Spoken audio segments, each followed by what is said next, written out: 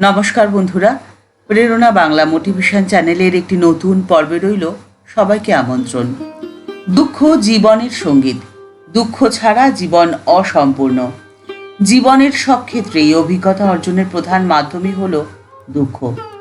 দুঃখই আপনাকে ক্রমশ শক্তিশালী করে পূর্ণতা এনে দেবে, যদি আপনি হাসি মুখে দুঃখকে বরণ করতে পারেন।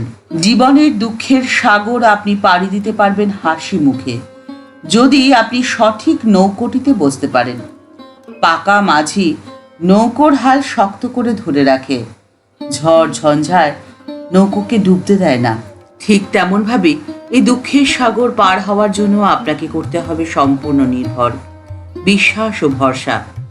তবেই আপনি খুব সহজেই এই দুঃখের সাগর পার হয়ে যাবেন হাসি মুখে।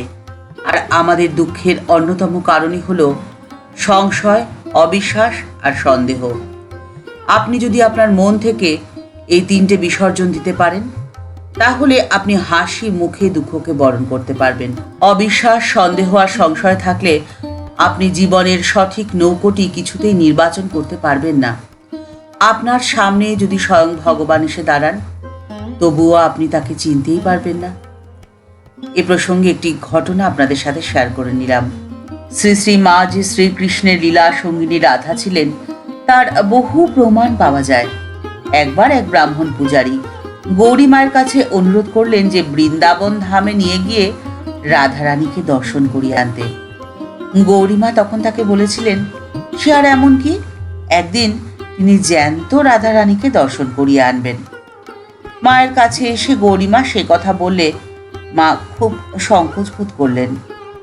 কিছুদিন পরে সেই পূজারীর বারবার অনুরোধে গৌরীমা তাকে মায়ের কাছে নিয়ে আসেন। মাকে দেখে সেই ব্রাহ্মণ ভাবলেন, কার কাছে আনলেন, এ তো মানুষ। ব্রাহ্মণ পূজারী মনে মনে বেশ অসন্তুষ্ট এবং কিছুটা দুঃখও পেয়েছেন যে তিনি গৌরীমার কাছে রাধারানীকে দেখতে চাইলেন, আর গৌরীমা তাকে কার কাছে নিয়ে আসলেন। এ তো মানুষ, কিন্তু পূজারীকে প্রণাম তো করতেই হবে। তাই কিছুটা বাধ্য হয়ে মায়ের কাছে গেলেন মাকে প্রণাম করতে। মায়ের পায়ের কাছে বসে হাঁটু গিরে মাকে প্রণাম করে মায়ের মুখের দিকে মুখ তুলে চাইতেই পূজারী বিস্মিত হয়ে গেলেন। তিনি চমকে গিয়ে দীর্ঘক্ষণ মায়ের মুখের দিকে তাকিয়ে রইলেন একদম নিষ্পলক দৃষ্টিতে।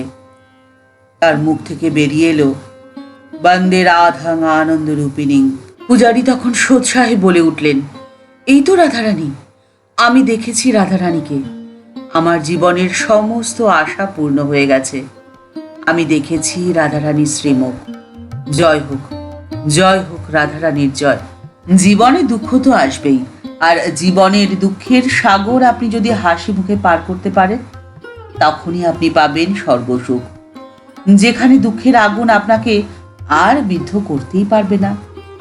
যে স্বর্গসুখের সন্ধান পেয়েছিলেন মায়ের ভক্ত প্রমোদা দত্ত, এখন সেই কাহিনী আপনাদের সাথে শেয়ার করে নিলাম। প্রমোদা দত্ত নামে মায়ের এক ভক্ত শ্রী মাকে দেখতে মায়ের বাড়ি আসেন। দোতলায় উঠে সিঁড়ির পাশের ঘরে টানানো মায়ের ধ্যানস্থ অবস্থার একটি ফটোর দিকে তিনি অনেকক্ষণ তাকিয়ে রইলেন। হঠাৎই তিনি বলে উঠলেন, ইনি স্বয়ং রাধা। আমি চিনেছি এনাকে। ইনি হলেন সেই রাধারানী। বাড়িতে ফিরে গিয়ে তিনি তার স্বামীকে বললেন, দেখো, আজ আমি যেখানে গিয়েছিলাম তা হলো স্বর্গ। যাকে দর্শন ও স্পর্শন করে এসেছি তিনি হলেন স্বয়ং রাধা। কিন্তু বর্তমান সময় তো মা স্থূল দেহে পৃথিবীতে নেই, তিনি রয়েছেন সূক্ষ্ম দেহে। কিন্তু তাকে অনুভব করা এ তো সহজ ব্যাপার নয়। তবে কিভাবে আমরা পেতে পারি এই পৃথিবীতেই স্বর্গসুখ, দুঃখের সাগর পাড়ি দিতে পারি হাসি মুখে, সেই উপায়ের কথা মা স্বয়ং বলে গেছেন। এক ভক্ত মাকে জিজ্ঞাসা করলেন, মা, ঠাকুরের জপ তো আমাকে বলে দিয়েছেন, আপনার জপ কি করে করব?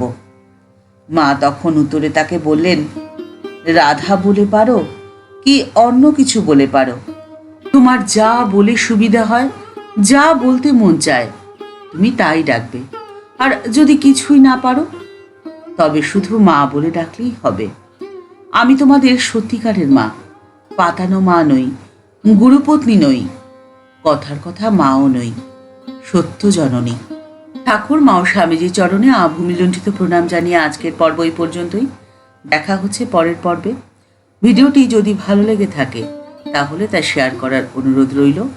আর আমাদের এই চ্যানেলকে ভালোবেসে যারা আমাদের চ্যানেলটি সাবস্ক্রাইব করে আমাদের পরিবারের সদস্য হয়ে গেছেন তাদের জানাই অসংখ্য ধন্যবাদ, ভালোবাসা ও প্রণাম। আর যারা এখনও এই চ্যানেলটি সাবস্ক্রাইব করেনি তাদের কাছে বিনীত অনুরোধ রইল এই চ্যানেলটি সাবস্ক্রাইব করে বেল বাটনটা ক্লিক করে দিয়ে অল বাটনটিতে ক্লিক করে দেওয়ার জন্যে।